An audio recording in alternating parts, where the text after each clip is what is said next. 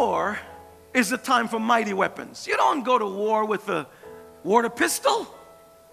You don't go and fight that way.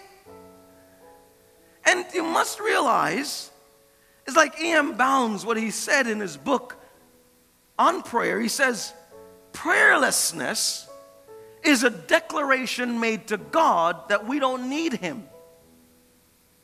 By leaving prayer out, we leave God out. Don't you want God involved in every area of your life? In your schooling, in your career, in your relationships?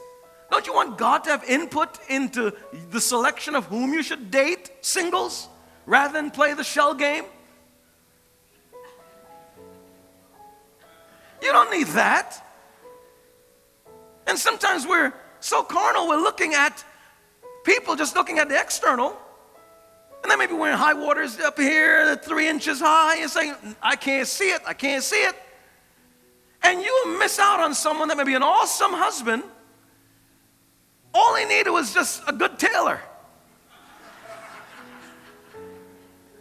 But sometimes we make choices because we look at things by natural looking and natural sight, rather than taking a step back and saying, God, what do you want me to do in this situation?